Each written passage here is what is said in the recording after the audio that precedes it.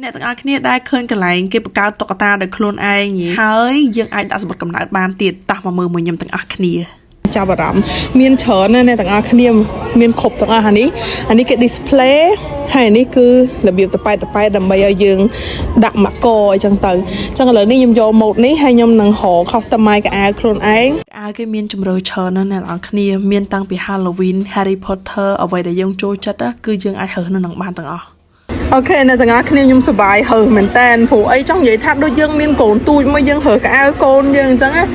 នេះបើយើងមានតុក្កតាស្រីអីយើងទិញតែមួយខែមកកាផ្លេក៏យើងអាចផ្លាស់កៅអៅពាក់ដូចយើងពាក់ឲ្យខ្លួនឯងដែរតុក្កតារបស់យើងហ្នឹងទៅបញ្ចូលនៅក្នុងកមានអ្នកទាំងអស់គ្នាវាប្លែកតែសម្រាប់ខ្ញុំដោយសារការធ្វើតុក្កតានេះគឺគេឲ្យយើងធ្វើដោយខ្លួនឯងហ្មងដូចយើងបង្កើតវាមកយើងនឹងមួយវាហ្មងអ្នកទាំងអស់គ្នាតាំងពីការសពហើយបន្ទាប់មកគេឲ្យយើងនឹងដាក់បេះដូងចូលឲ្យយើងអោបបើនិយាយទៅដូចថាយើងបញ្ចូលអារម្មណ៍របស់យើងទាំងអស់នៅក្នុងតុក្កតាហ្នឹងហ្មងហើយជាពិសេសយើងអាចបង្កើតសម្បត្តិកំណើតឲ្យគាត់ទៀត